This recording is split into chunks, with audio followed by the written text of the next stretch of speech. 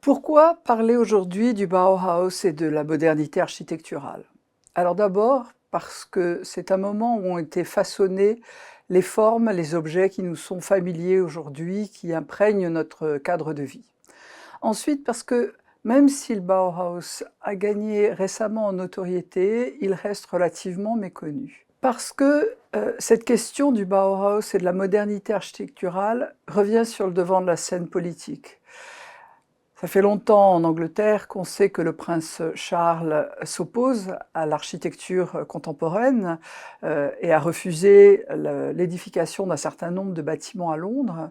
Et au-delà de ça, a lui-même suscité sur un terrain qui lui appartient la création d'un village à l'ancienne. Cette question revient sur le devant de la scène politique. Elle est discréditée par des courants conservateurs en Angleterre, aux États-Unis. Ça fait longtemps que les conservateurs américains mènent une forme de croisade contre l'architecture non classique qu'elles jugent non conforme à l'identité nationale et aux valeurs traditionnelles. En conséquence, l'un des décrets que le président nouvellement élu Donald Trump a pris dès son élection, dès janvier 2025, a été d'imposer l'architecture néoclassique pour les bâtiments fédéraux, qui dépendent donc de la juridiction de l'État fédéral.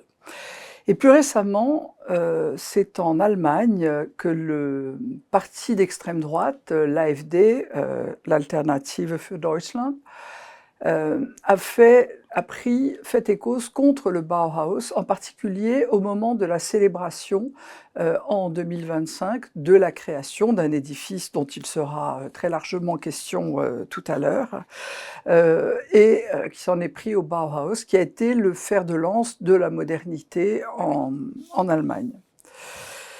L'AfD, l'Alternative für Deutschland, ce parti d'extrême droite, accuse le Bauhaus d'avoir, et je cite, inspiré des constructions épurées, le cube blanc en béton, à angle droit, au toit plat, aux larges fenêtres vitrées, sans ornement, sans volets sur les façades. Ce parti d'extrême droite incrimine la laideur abyssale de ces bâtiments et leur reproche d'être coupés des traditions ancestrales.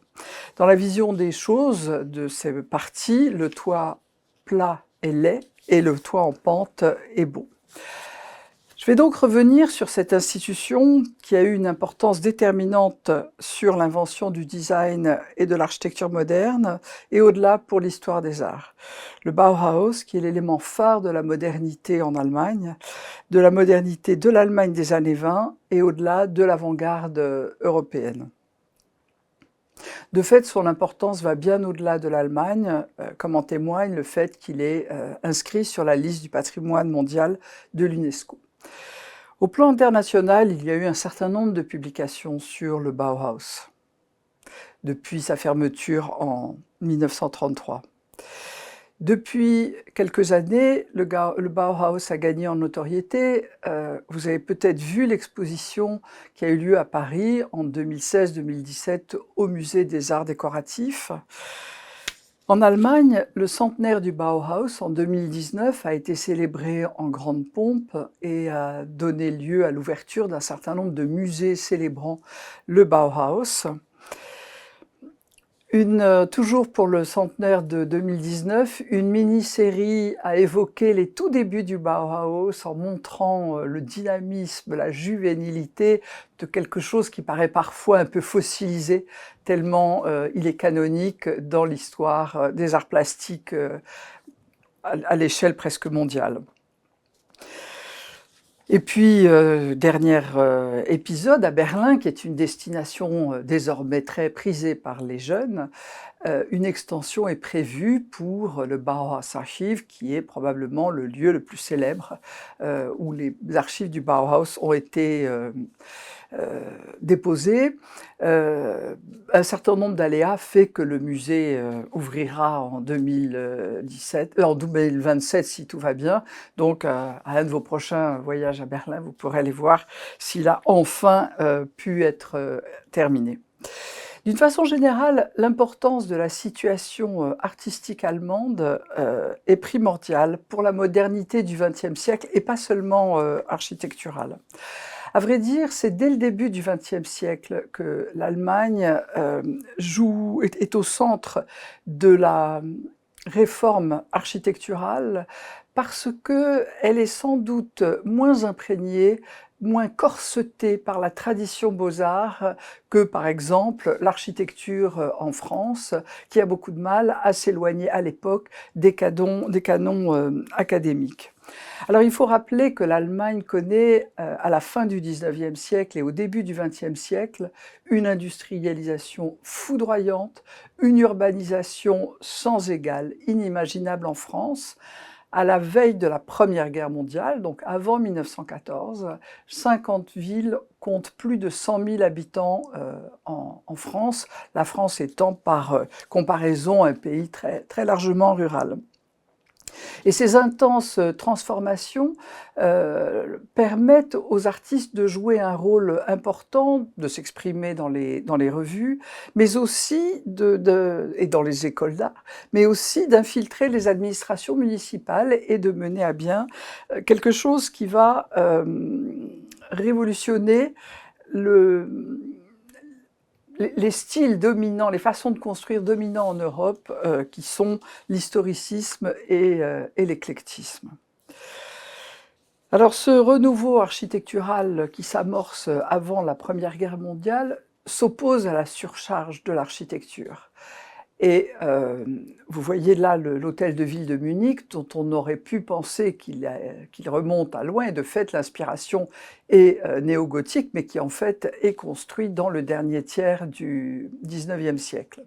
Le Reichstag, qui lui est une inspiration plus strictement néoclassique, avec en noir et blanc le Reichstag d'origine, qui a été naturellement très abîmé pendant la Seconde Guerre mondiale, et donc j'ai mis la vision que vous en avez peut-être si vous connaissez Berlin. Et puis, néo-gothique, néoclassicisme, ça se trouve dans d'autres pays européens. Ce qui est peut-être plus typiquement germanique, c'est le néo-roman rhénan, qui est inspiré de l'architecture allemande de la fin du Moyen-Âge, qui est très répandue dans la fin du XIXe siècle, dans l'Allemagne de la fin du XIXe siècle. Et vous voyez là la gare de Metz, Metz étant bien sûr à l'époque annexée par l'Empire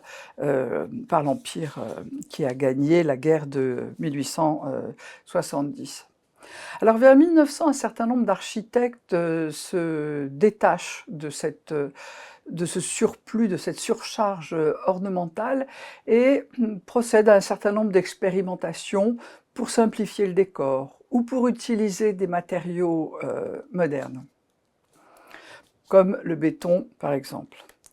Cela dit, ces différentes initiatives, à la veille de la Première Guerre mondiale, n'ont pas produit de tendance ou de style vraiment identifiable. Ils sont tous marqués par la recherche d'une nouvelle simplicité. Il faut aussi noter que l'Allemagne, même si c'est une puissance industrielle, et c'est difficile à imaginer aujourd'hui, est considérée, ces productions industrielles sont considérées comme de mauvaise qualité. On parle de la Camelote allemande, ce qui est très difficile à imaginer aujourd'hui. Et donc, un mouvement se fait jour, soutenu par le gouvernement, pour améliorer la culture industrielle. Et les architectes qui sont engagés dans la recherche d'une nouvelle architecture participent aussi d'un mouvement qui va permettre aux objets allemands de gagner en qualité. C'est dans ce creuset que se forme la nouvelle génération des architectes allemands, ceux qui vont animer l'avant-garde de l'entre-deux-guerres des années 20. Alors, je me borne à mentionner une seule de ces réalisations, la plus connue, qui est une usine construite par Walter Gropius, dont il sera abondamment question par la suite. Et cette usine propose le premier mur rideau de l'histoire de l'architecture, c'est-à-dire que cette façade en verre n'a aucune fonction porteuse, elle est posée devant la façade, et là où, à la rigueur, on utilisait le béton, le métal, le verre pour des raisons pratiques, Gropius essaye de montrer que ces matériaux peuvent avoir aussi une qualité esthétique. Venons-en donc au Bauhaus, qui est souvent présenté comme un mouvement ou comme un style, qui est avant tout une école d'art plastique, un lieu d'enseignement qui a été fondateur pour l'architecture occidentale du XXe siècle. Alors, pas seulement une école d'architecture, parce que, à l'inverse de l'enseignement traditionnel, le Bauhaus cherche le croisement des disciplines et des pratiques artisanales. Ces 14 années d'existence vont profondément marquer l'art, et bien au-delà. Ces 14 années d'existence vont coexister exactement avec la République de Weimar, puisque ni le Bauhaus ni la République de Weimar ne survivront à l'arrivée d'Hitler au pouvoir. C'est donc un courant artistique de la modernité, dans les domaines de l'architecture, des arts plastiques, mais également de la photographie, du costume et même du théâtre et de la danse. Le Bauhaus voit le jour en 1919 dans la ville de Weimar. Weimar est une petite ville de province assez tranquille, 40 000 habitants. C'est la capitale du Grand-Duché de Saxe-Weimar, et donc à ce titre, le Grand-Duc, qui était une personnalité assez éclairée, a accueilli beaucoup d'artistes, dont Goethe en particulier, Goethe à Weimar, très connu, dont Liszt, Nietzsche y est mort. C'est une petite ville, on va le redire, relativement à l'abri des bouleversements que connaît l'Allemagne de l'époque. Un mot donc sur les circonstances historiques de la création du Bauhaus. En 1918, la situation allemande est catastrophique. Des grèves demandent la fin de la guerre. Ces grèves entraînent une révolution, laquelle pousse l'empereur Guillaume II à démissionner. Et cette période est extrêmement troublée. La République est proclamée, et c'est à Weimar, donc relativement plus tranquille, que se réunissent les constitutionnalistes, ceux qui, pour la première fois, sont chargés de rédiger une constitution en Allemagne. Et c'est dans cette ville que Gropius, dont il vient d'être question, celui qui a construit l'usine que je vous ai montré tout à l'heure, est sollicité pour créer une école d'art qui donc réponde à ce besoin d'innovation industrielle et formelle. Dans cette République de Weimar, qui va coïncider avec une période extraordinairement brillante pour l'art et la culture, Gropius donc se voit investi de la mission de créer une école d'art. Gropius a été formé comme architecte, il a ouvert son agence à Berlin, il a, comme beaucoup d'hommes de cette génération, été mobilisé, gravement blessé pendant la guerre, et il est sollicité pour prendre la succession d'un architecte belge qui avait créé une école d'art appliqué et qui, se trouvant dans le camp ennemi, avait dû regagner ses foyers. Et Gropius obtient de fusionner deux écoles, l'école des arts appliqués et l'Académie des beaux-arts, en utilisant ce bâtiment préexistant. Les débuts du Bauhaus sont marqués par un courant qu'on appelle l'expressionnisme. Dans l'Allemagne absolument traumatisée, où les ravages de la guerre ont porté un coup à la croyance dans le progrès, dans la technologie, dans cette industrialisation, se fait jour une utopie pour revenir à quelque chose de totalement différent, de proche de la nature, de proche de quelque chose d'organique, où l'on recherche des mécanismes de création qui ne soient plus ceux de l'industrie, mais qui soient accordés à une vision cosmique des choses, qui soient comme la formation de la nature dans sa version la plus cristalline et qui permettent de réconcilier la société. Alors évidemment, il s'agit avant tout d'une architecture de papier, parce que dans cette Allemagne traumatisée avec une crise économique et monétaire, le nombre de constructions est très limité. Ce courant expressionniste est organisé en réseau, dont Gropius et bien d'autres font partie. Et dans ce premier moment du Bauhaus, où toutes sortes de courants mystiques, le zoroastrisme, nouvelle version, la philosophie de Rudolf Steiner entraînent des pratiques assez mystiques, une commande va être passée au Bauhaus par un personnage tout à fait intéressant, d'une maison qui va un peu incarner ce Bauhaus première manière, avec une maison en bois, parce que le commanditaire, qui s'appelait Sommerfeld, peu importe, avait réussi à récupérer un bateau, et donc le matériau dont il disposait était du bois. Et les ateliers du Bauhaus ont créé, gravé et collectivement produit cette maison, dont il n'existe plus que des images noir et blanc, étant donné qu'elle a été détruite depuis, avec déjà des meubles de Marcel Breuer, qui deviendra un des designers de meubles les plus talentueux et, je vais dire successful, pardon, mais du XXe siècle. Donc les objectifs au départ de Gropius sont triples, ils sont très clairement exprimés dans le programme initial du Bauhaus. Le premier objectif, c'est de faire coopérer les artisans et les artistes dans ce qui est le but ultime pour Gropius de la création plastique, c'est-à-dire l'architecture.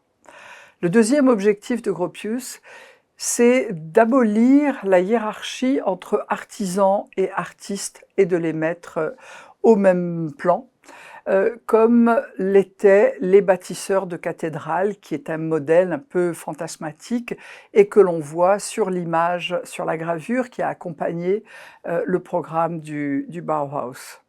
Et le troisième objectif est assez rapidement de se rapprocher de l'industrie pour obtenir une forme d'indépendance financière.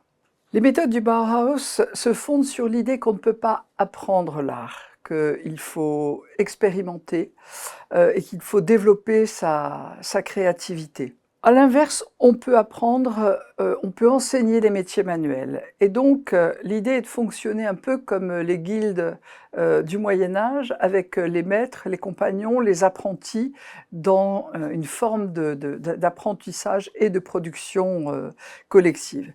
Et quand Gropius, parce que les deux écoles qu'il réunit à Weimar ne s'appellent pas du tout Bauhaus, elles ont un nom que je vais vous épargner, mais des noms assez longs et assez compliqués, le terme de Bauhaus est comme un éclair de génie. Bauhaus est en fait l'inverse d'un terme allemand. Il crée ce mot, hein, le mot n'existe pas. Évidemment, maintenant, il y a une entreprise de produits, de bricolage qui s'appelle Bauhaus, mais à l'époque, c'est une invention pure. C'est l'inverse du terme de Hausbau, construction de la maison. Et donc Bauhaus, c'est la maison de la construction, sur l'idée de la Baugilde, de la Bauhütte, qui était la loge médiévale de constitution, de fabrication, d'édification de la cathédrale. Et ces connotations de la part de Gropius étaient totalement conscientes et revendiquées. Alors la terrible crise économique tout d'un coup connaît une embellie avec la stabilisation du mark en 1923, et là s'ouvre une période beaucoup plus propice à la construction, mais beaucoup plus propice aussi au fait de déposer des brevets industriels. L'Allemagne connaît Non qu'elle soit jamais très calme sur le plan politique, mais sur le plan des conditions économiques, elle connaît un tout autre contexte. Ce dont témoigne le changement d'emblème du Bauhaus. Le premier emblème, en fait, c'est un des étudiants du Bauhaus qui avait gagné le concours et qui avait créé un petit bonhomme expressionniste en reprenant des symboles un peu germaniques, un peu asiatiques. Euh, ce, ce- ce- Cet emblème du Bauhaus, première mouture, en fait, cède la place à l'image que vous voyez à droite de l'image, de la diapo, qui, au contraire, est quelque chose de totalement stylisé, fait de lignes droites, à mi-chemin entre la machine et le plan d'architecture, dans un cercle qui adoucit, et le glissement d'un logo, comme on dirait aujourd'hui, à l'autre est très parlant sur la transformation qui s'opère au Bauhaus en 1923, donc je le répète, au moment de la stabilisation monétaire, et où Gropius prononce une conférence restée célèbre, Art et industrie, une nouvelle unité. C'est le moment où les autorités de Weimar, qui financent le Bauhaus, demandent à l'institution de produire une exposition, de montrer les progrès qu'ils ont faits. Et vous voyez les affiches de cette exposition qui connaît un très grand succès à Weimar, qui attire 15 000 visiteurs et dont le clou est une maison qui diffère tout à fait de la maison Sommerfeld.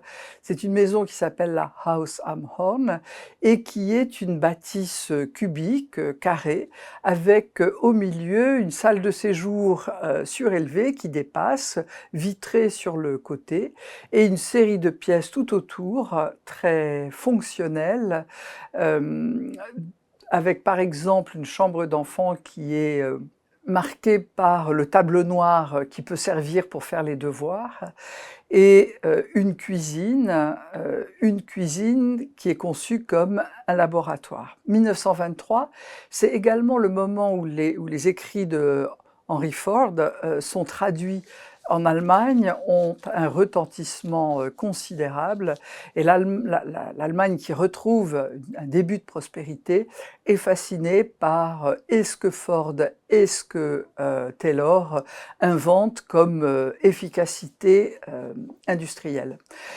Donc cette idée de la maison laboratoire, alors à la différence de la maison Sommerfeld qui était pour un commanditaire qui allait l'habiter, cette maison, la Haus am Horn de 1923, se veut un prototype tellement efficace qu'on doit pouvoir le reproduire. Et je reviens à cette cuisine qui est la première cuisine intégrée allemande, avec ses meubles hauts, ces placards en bas. Dans la cuisine traditionnelle allemande, on faisait la cuisine au milieu de la pièce sur une grande table. Là, le plan de travail qui prend tout le mur est sous la fenêtre, et un certain nombre de publications vont accompagner ce travail de rationalisation où l'on étudie les pas de la ménagère à travers la cuisine, parce que tout dispositif superflu entraîne un surcroît de temps. Donc quelque chose d'assez pionnier. Et par ailleurs, vous apercevez les pots qui sont fabriqués par l'atelier de poterie du Bauhaus et qui font déjà l'objet d'une fabrication industrielle. Dans cet nouvel esprit du Bauhaus, art et industrie, nouvelle unité, évidemment, tout ce qui était exercice de respiration, végétarisme, mystique disparaissent. Et même si la façon d'enseigner évolue un petit peu, on arrive à ce moment canonique avec, comme ce dessin que Gropius montre, un cours préliminaire de 6 mois où l'étudiant du Bauhaus se familiarise avec les couleurs, avec les formes, avec les matériaux, avant de choisir un atelier de son choix. Et vous voyez qu'il y a un certain nombre d'ateliers dans lesquels, pendant 3 ans, il travaillera, mais toujours collectivement, toujours de façon coopérative. Donc, développer sa créativité, mais de façon croissante, intégrer les standards de la production industrielle, la standardisation, et puis, à un moment du Bauhaus, aussi intégrer l'idée d'une mission sociale de l'artiste. Alors, malgré le succès très grand de cette exposition à Weimar, le Bauhaus fait l'objet d'attaques répétées. Euh, D'une part, les nationalistes qui arrivent au pouvoir considèrent que c'est un foyer de bolchevisme. Les artisans locaux voient une concurrence déloyale et les électeurs sont très mécontents qu'on utilise leurs impôts pour financer une institution aussi à rebours de l'esthétique de Weimar, de l'esthétique classique qu'elle a abritée en son sein pendant des siècles. Le gouvernement local, c'est pas le gouvernement allemand, c'est une puissance régionale, décide donc de couper les subventions, donne un préavis de licenciement, et Gropius, avec les différents maîtres, préfère fermer le Bauhaus, qui devient absolument impossible à gérer. Et à ce moment-là, l'exposition de 1923, ce qui se passe au Bauhaus est suivi d'assez près par des villes très intéressées. Un certain nombre d'offres de reprise se font jour, et l'offre la plus intéressante émane d'une ville qui s'appelle Dessau, une ville industrielle de 70 000 habitants, qui concentre un certain nombre d'industries, en particulier aviation et chimie. Et le maire social-démocrate de Dessau convainc les industriels de sa ville de mettre la main à la poche, non seulement pour accueillir le Bauhaus, mais aussi pour financer un bâtiment pour l'école, bâtiment qui abritera donc le Bauhaus, mais également l'école technique de la ville. Alors évidemment, à tout seigneur, tout honneur, c'est bien évidemment Gropius qui est chargé de la construction de cet édifice, qui est l'édifice manifeste de l'avant-garde plastique, de la modernité architecturale. Le bâtiment est construit en 1925-1926. Il abrite différentes activités du Bauhaus, les ateliers, l'école technique, les activités administratives, et puis toute cette convivialité qui est si importante dans le fonctionnement du Bauhaus. Ce bâtiment est considéré comme fonctionnaliste, conformément au fait d'utiliser des espaces, des volumes différents pour chaque fonction. Un bâtiment comme le Reichstag, par exemple, est compact et on ne voit pas ce qui s'y passe. Gropius, au contraire, et cette génération d'avant-garde souhaite qu'on distingue à l'œil nu le fait qu'il se passe des choses différentes dans les différents volumes. Et de ce point de vue-là, Gropius privilégie les vues aériennes du Bauhaus, et vous avez là sur la diapositive la légende qui montre donc les locaux de l'école technique, le grand volume vitré qui reprend le mur rideau de l'usine Fagus pour les ateliers du Bauhaus, et entre les deux, cette passerelle où se trouvent les bureaux de l'administration, l'agence privée de Gropius, et qui a vocation à abriter le futur département d'architecture, parce qu'à ce stade, il n'y a toujours pas d'atelier ou de département d'architecture au Bauhaus. Et puis un bâtiment bas qui abrite la cantine et le théâtre, et un foyer d'étudiants, 28 chambres avec salle de bain et des balcons qui ont donné lieu à des photos absolument iconiques, tout cela très, très visuel. Alors ce bâtiment qui est construit en béton, en remplissage brique, à l'époque on maîtrise pas tout à fait le béton armé, avec ce qu'on appelle les huisseries métalliques, donc les boîtes fenêtres en acier profilé très, très mince, et des façades, un enduit revêtu de peinture blanche, fait absolument sensation. Le jour de l'inauguration, sont triés sur le volet 1 millier de vedettes de l'architecture et des arts plastiques européens, qui sont absolument, passez-moi l'expression, bluffés par cet univers de transparence et d'agrégation de la lumière. À l'époque, donc en 1926, le succès du Bauhaus fait qu'il est en mesure de recruter un certain nombre de vedettes dans tous les domaines des arts plastiques.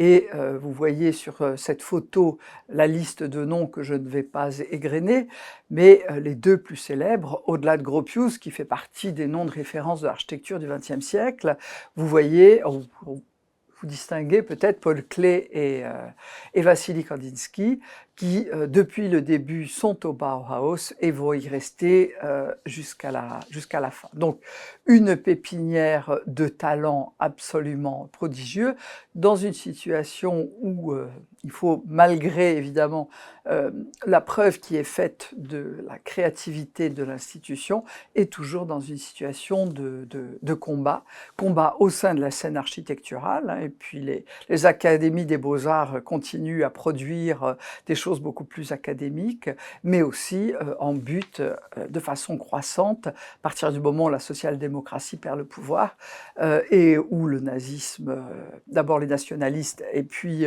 les nazis répandent leur pouvoir en Allemagne, en but donc à toutes sortes de difficultés, sans parler de la crise économique qui finit par rattraper l'Allemagne. Alors, dans les images que je vous montre, il y a donc tout est créé par le Bauhaus, les luminaires, les sièges, la décoration intérieure. Et alors, l'avantage de Dessau, c'est qu'en plus du bâtiment d'enseignement, la ville finance des maisons, une maison pour le directeur du Bauhaus et 3 maisons doubles, donc pour 6 mètres. Et là, ce que vous voyez, c'est Paul Klee assis dans son atelier. C'est une photo assez émouvante. Et si vous allez à Dessau, bon, le lieu est vide, mais ça reste très incroyable de penser que c'est le lieu où Klee a créé son œuvre absolument majeure. À partir de 1926, le Bauhaus ajoute à son nom école de design et de façon plus nette, l'activité a deux faces, l'enseignement et la production. Dans cette phase d'adaptation au monde industriel plus volontariste, quelques ateliers sont supprimés parce qu'on les considère comme relativement inaptes à produire des brevets. C'est le cas en particulier de la sculpture sur pierre ou de la reliure qui faisait partie de la panoplie de départ. L'atelier d'imprimerie, et vous voyez l'image, qui est animé par Herbert Bayer, très typographe, très proche des milieux de la publicité, se concentre désormais sur typographie, affiches et publicité. Et ce que vous voyez, c'est un kiosque où il imagine un lieu avec des publicités lumineuses, ce qui est là aussi assez pionnier. Et comme le Bauhaus se définit aussi comme société de production, un organe est créé pour la commercialisation des brevets. En 1926, cette municipalité de Dessau, qui est quelque chose de prodigieux pour le Bauhaus, confie à Gropius la construction d'une cité ouvrière de 300 logements qui va permettre au Bauhaus de développer son activité architecturale qui pour le moment reste au stade d'aspiration et n'a pas encore trouvé, à part les maisons pour les 2 expositions, qui n'a pas encore trouvé à s'exprimer, le moment de la réflexion sur comment est-ce qu'on réduit comment est-ce qu'on fait une maison très habitable sur une petite surface qui ne coûte pas cher, avec des méthodes de production qui se rapprochent de celles de l'industrie. Et donc, on invente un standard, on réplique une petite maison cubique, et on réfléchit à la façon dont on peut à la fois avoir une intimité familiale avec le jardin, mais aussi quelque chose qui donne corps à la communauté des habitants. Donc cette cité est très regardée dans une Allemagne où le logement social bat son plein, et c'est le moment où le Bauhaus franchit le pas de créer son agence d'architecture. Donc les choses ont l'air de rouler, si je puis dire, et en 1928, patatras, coup de théâtre, alors que tout marche bien, Gropius démissionne. Gropius trouve que, en fait, justement, la situation va bien, le Bauhaus a des contrats, il a un personnel extrêmement solide, lui est épuisé par toutes les guérillas qu'il a dû mener contre les administrations successives. Et puis inutile de dire qu'une palette pareille de génie ou de talent aussi hors du commun, ça ne se passe pas comme un long fleuve tranquille. Et donc il trouve qu'il a assez donné, c'est un homme qui a été quand même blessé pendant la Première Guerre mondiale, il a envie de revenir à sa pratique architecturale et il confie les clés du Bauhaus au directeur du département d'architecture nouvellement créé, qui est un Suisse, un architecte suisse, un bon architecte, très marxiste et qui va orienter le Bauhaus vers quelque chose de plus scientifique en invitant toutes sortes de conférenciers, plutôt très à gauche, ce qui va nuire au Bauhaus à une période où la tolérance de la municipalité va battue un peu en brèche par la montée du nazisme. Ce marxisme affirmé de Hannes Meyer fait le jeu des adversaires de l'école, qui montent une cabale en l'accusant d'avoir financé de la propagande communiste, et Meyer est congédié, alors même qu'il avait doublé les revenus du Bauhaus et que le nombre d'étudiants atteignait déjà désormais les 200 étudiants. Donc Hannes Meyer part très amer poursuivre sa carrière en Union soviétique. Celui qui succède à Hannes Meyer s'appelle Ludwig Mies van der Rohe, qu'on appelle en général Mies pour aller plus rapidement, qui est l'une des autres figures dominantes de l'architecture du XXe siècle.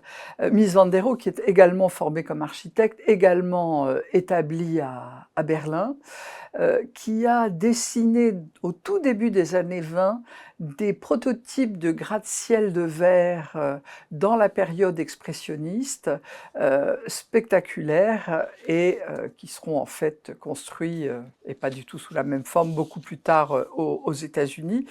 Ludwig Mies van der Rohe est donc un architecte d'un talent extraordinaire, mais qui essaye de sauver l'école avec la mission de la dépolitiser. Donc, il transforme le Bauhaus en école d'architecture à un moment où la commande se raréfie. Et donc, le Bauhaus en revient un peu à ce qui se passait au départ, à une architecture de papier, avec des exercices d'urbanisme théoriques qui prennent de plus en plus de place. Et malgré cet assagissement, si on peut dire, de Mies, qui considère que le Bauhaus a pour vocation de former des futurs professionnels du bâtiment, et que donc ce qu'ils doivent savoir, c'est ce qui leur servira comme bagage pour construire, malgré cela, l'hostilité est telle que les nazis viennent perquisitionner le Bauhaus et le Bauhaus est fermé. Mies, en 1932, Ludwig Mies van der Rohe, Mies, en 1932, essaye de sauver le Bauhaus, loue une usine désaffectée à Berlin, ouvre des salles de cours, mais l'arrivée de Hitler au pouvoir sonne le glas de cette aventure. Alors, je fais une parenthèse sur l'hostilité des nationaux socialistes au Bauhaus. L'idée que le Bauhaus produise, soit partisan du toit plat. Et le toit plat, c'est une façon, entre autres, d'avoir quelque chose, ça a plusieurs vertus sur le plan architectural. Ça a la vertu de permettre une plus grande habitabilité de l'étage sous le toit. Ça permet d'avoir un toit terrasse où on peut monter et prendre le soleil, ce qui est une période où la tuberculose reste un problème, est sur le plan hygiénique quelque chose de bienvenu. Et sur le plan plastique, donc tout ce travail sur la volumétrie orthogonale a aussi donc des ressorts qui sont de l'ordre de l'esthétique. Pour le national-socialisme, en fait, le toit plat, ça ne peut pas avoir sa place dans une Allemagne où la pluie et la neige doivent ruisseler. Et donc, le toit plat est complètement euh, orthogonal avec la nécessité d'avoir des toits en pente adaptés au climat et donc beaucoup plus traditionnels par rapport à la pratique allemande. Donc, le raisonnement est le suivant, ces toits en pente ne sont pas allemands, ils sont orientaux et donc ils sont juifs. D'où toute une rhétorique sur le judéo-bolchevisme du Bauhaus. Et je vous montre là une cité d'habitation expérimentale construite en 1927 sous la direction de Mies van der Rohe et qui est caricaturée. Là, je vous montre cette même cité qui a fait appel à 17 architectes d'avant-garde venant de toute l'Europe, caricaturée en village arabe, en Arberdorf. Cette rhétorique, donc, il y a à la fois l'hostilité et l'antisémitisme viscéral de ces nationalistes et de ces nazis. Il y a aussi le fait que ça ne peut être que pathologique, que cette peinture qui n'est pas figurative, ces maisons qui sont si différentes de la maison allemande traditionnelle avec des matériaux traditionnels, ça ne peut relever que d'une maladie. Et de ce point de vue-là, en 1937, les nazis organisent à Munich une exposition qui s'appelle L'Art dégénéré, Entartete Kunst, et dont le musée Picasso vient de proposer une analyse cet hiver, revenant donc sur cette idée de la pathologie de la modernité. Au moment où le Troisième Reich ferme le Bauhaus définitivement à Berlin en 1933, sa doctrine architecturale n'est pas vraiment fixée. C'est-à-dire qu'il y a encore plusieurs sensibilités qui coexistent au sein du parti nazi. Et finalement, les petites maisons du type de la cité qui a été confiée au Bauhaus ne seront pas vraiment démolies. Au maximum, le Troisième Reich va mettre des toits en pente dessus. Pour ce qui est des bâtiments officiels, pour les bâtiments représentatifs, comme on dit en allemand, beaucoup sont en réalité inspirés des bâtiments publics de la République de Weimar, mais avec une échelle démultipliée. Et là où l'histoire est cynique, c'est que pour l'architecture industrielle, et le Troisième Reich prépare très vite son effort de guerre, sont recrutés d'anciens étudiants du Bauhaus. Pas les maîtres qui sont trop connotés, qui sont trop connus, mais des étudiants plus jeunes qui ont appris à travailler selon les standards industriels et donc à manipuler les matériaux pour fabriquer des usines modernes. Le Bauhaus est donc le fer de lance de cette nouvelle esthétique qui se développe en Europe et dont l'une des figures les plus connues est Le Corbusier en France. On l'appelle le mouvement moderne en architecture ou également le style international, terme qui a été forgé par le MoMA, le Museum of Modern Art de New York, en 1932. Et ces termes, mouvement moderne en architecture, style international, caractérisent ces rénovateurs de l'architecture dans les années 20 et 30, et puis dans les années 50, c'est une pratique architecturale qui se banalise et qui représente le canon de ce qui se construit après la Seconde Guerre mondiale. Ces modernes radicaux du mouvement moderne veulent la suppression de l'ornement, de la surcharge décorative, et ils sont très inspirés par l'ingénieur américain. Se développe toute une iconographie de l'industrie, le paquebot, l'avion, le silo, le tramway, l'automobile sont dans l'imaginaire des architectes qui pensent qu'il faut actualiser la culture de l'habitat, la culture bâtie, sont des modèles. D'où une référence au paquebot, une inspiration des motifs du paquebot. Vous voyez là deux villas construites par Le Corbusier à Boulogne, et vous notez la blancheur comme les parois des paquebots, les rambardes, les balcons filants, on a beaucoup de hublots, le sun deck, donc ce toit terrasse qui permet de prendre le soleil. Cette rhétorique, en fait, elle est utilisée par l'architecte pour se rapprocher de l'efficacité de l'ingénieur et montrer la validité de l'architecture moderne. Et ce qui est assez drôle, c'est que vous pourriez vous dire, bon, la prise de vue aurait pu éliminer le poteau électrique, mais non. L'idée dans cette diapositive, dans cette photo commanditée par Le Corbusier, c'est au contraire de montrer qu'on est là au sommet du confort moderne.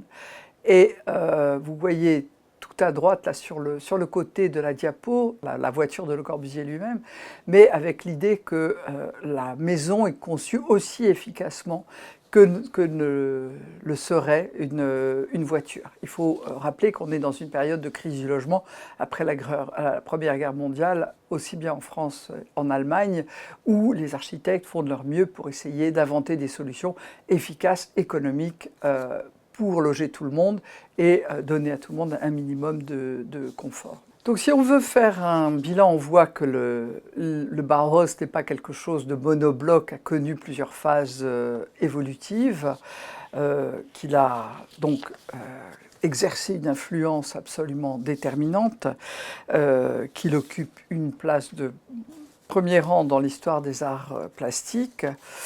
Je vous montre quelques exemples de production du Bauhaus, il y en a beaucoup. Vous voyez là une tapisserie d'une femme qui s'appelle Günther Stötzel, qui a été étudiante au Bauhaus et qui est la première et la seule femme à avoir été responsable, à avoir dirigé un atelier. Elle a été responsable de l'atelier de tissage. Et c'était quelqu'un qui alliait à un talent et une créativité, une maîtrise des matériaux et de la technique du tissage assez exceptionnelle. Sous sa direction, l'atelier de tissage va devenir l'un des plus productifs du Bauhaus, en mêlant une créativité, l'utilisation de nouveaux motifs géométriques et une très grande maîtrise et innovation dans les techniques de tissage.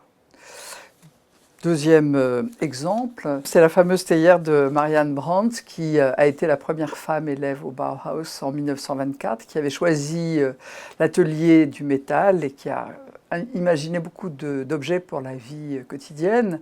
Le paradoxe, c'est que cette théière qui a un look très industriel, en fait, a été entièrement fabriquée à la main. Et vous notez toujours dans ce détail pratique le petit manche en bois d'ébène pour éviter que la chaleur ne brûle la personne qui tient la théière. La lampe de Wilhelm Wagenfeld, donc avec le cercle, le cylindre, le tube et la sphère, qui au départ était un peu compliqué à fabriquer. Vous notez aussi la mise en scène du fil électrique qui dépasse. Et puis Wagenfeld a simplifié la méthode de fabrication. Et à partir de 1980, elle a été fabriquée en série et elle est devenue un peu l'emblème du Bauhaus. Autre exemple, le fauteuil de Marcel Breuer, qu'on appelle le fauteuil Kandinsky. En fait, ce n'était pas au départ pour Kandinsky, mais Kandinsky a été tellement frappé par ce fauteuil qu'il a voulu que Breuer lui en fasse un, et qui a été inspiré à Breuer par le guidon de son vélo, à un moment où l'entreprise industrielle Mannesmann avait réussi à courber les tubes sans soudure. Et donc un fauteuil très léger, cuir et structure tubulaire, qui là aussi a été fabriqué à partir des années 60 à de nombreux exemplaires et dont les droits sont toujours détenus par l'entreprise Knoll. Donc on conserve l'image du Bauhaus comme école innovante. Alors je signale quand même que dans ce mouvement de lutte contre la camelote allemande, en Allemagne, une réforme des écoles d'art était quand même...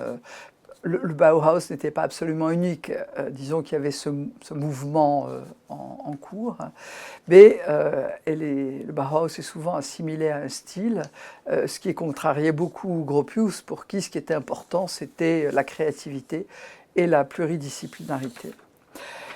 Paradoxalement, c'est l'hostilité des nazis au Bauhaus qui a assuré sa notoriété mondiale, étant donné que les membres juifs et communistes étaient directement menacés, mais que même ceux qui n'étaient ni juifs ni communistes, finalement, voyaient leur marge de manœuvre totalement réduite, n'avaient plus aucun accès à la commande.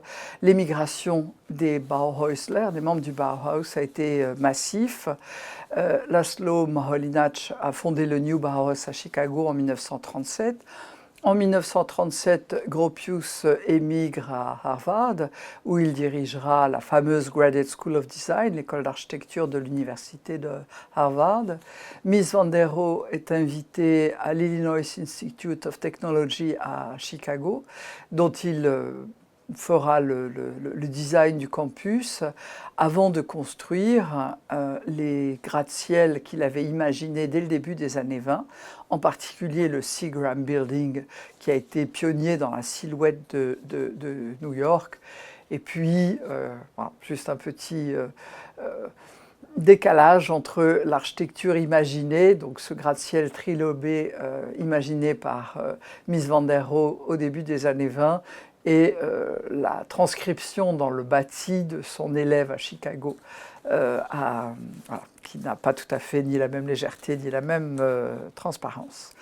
Autre élément de postérité, la ville de Tel Aviv, où ont émigré pour le coup un certain nombre de Bauhäusler, d'élèves du Bauhaus juifs et donc menacés, mais également des Européens, des architectes européens qui avaient fait un peu leur cette pratique du Bauhaus, et la ville blanche de Tel Aviv, comme on l'appelle, est aujourd'hui elle aussi patrimoine mondial de l'humanité. Donc, comme on l'a vu, même si la construction était le but ultime du Bauhaus, sa postérité va bien au-delà. Elle s'étend à une palette de domaines, dans les méthodes de l'enseignement artistique, dans les conceptions urbanistiques, dans la forme des objets de la vie quotidienne, dans la photographie, la mise en page, la typographie, la danse. Et c'est du reste à ce titre que plusieurs sites du Bauhaus ont été inscrits sur la liste du patrimoine mondial en 2017, et puis à nouveau d'autres sites en 2021. Et c'est cet héritage que veut remettre, auquel s'attaque l'AfD, ce mouvement d'extrême droite allemande, en réclamant un inventaire critique de ce qu'il considère comme une vision d'horreur de la vie dans un espace réduit. Pour l'AfD, le Bauhaus ne peut pas servir de modèle, au contraire, c'est une vision d'horreur. Bon, cela dit, malgré ses ambitions égalitaires, le Bauhaus est quand même largement adressé à une élite, au moins à l'époque. Je vous ai cité quelques exemples d'objets qui sont maintenant fabriqués plus largement, mais qui restent fabriqués dans le titre d'un design relativement de luxe. On peut dire toutefois qu'une entreprise comme Ikea, qui a été fondée en 1943, a repris cette idée d'un design pour tous, et cette fois vraiment pour tous.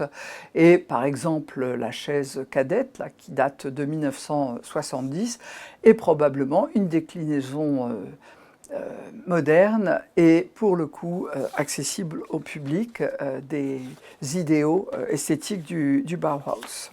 En conclusion, on peut dire que le Bauhaus a fondamentalement à voir à notre rapport à la modernité et à l'idée que le progrès peut améliorer la vie. Je reprends la conclusion du catalogue de l'exposition des arts décoratifs à Paris. Presque tous les créateurs contemporains pourraient se revendiquer de l'héritage du Bauhaus sur des questions diverses liées aux textures, au rapport à l'espace, à la création d'environnement, au jeu entre forme et fonction, au désir d'art total ou à la volonté de démocratisation.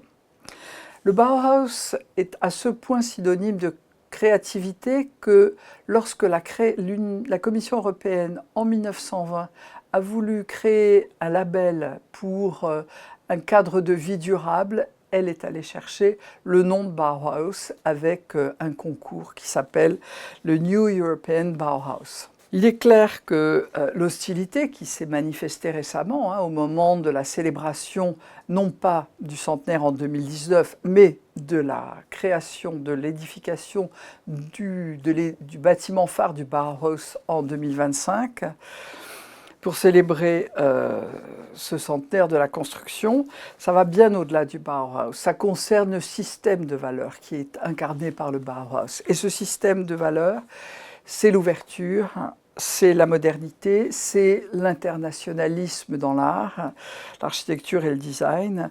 Et ces valeurs sont perçues par l'AfD comme contraires aux vertus allemandes. L'AfD reproche au Bauhaus d'effacer les différences régionales, nationales, au profit d'une esthétique globalisée, internationalisée. Finalement, l'hostilité de l'AfD au Bauhaus relève autant de considérations politiques que de considérations esthétiques. Elle prolonge une tradition d'extrême droite qui voit dans le Bauhaus une menace pour l'identité nationale, une menace pour les valeurs conservatrices. Il s'agit donc d'une offensive qui porte sur l'offensive même de la modernité et que nous avons probablement à méditer. Alors si vous voulez approfondir, je vous conseille le grand classique sur le Bauhaus de Magdalena Droste qui a longtemps dirigé le Bauhaus Archiv de Berlin. Pour 20 €, vous avez un très joli livre de 500 pages avec 500 illustrations pour beaucoup en couleur.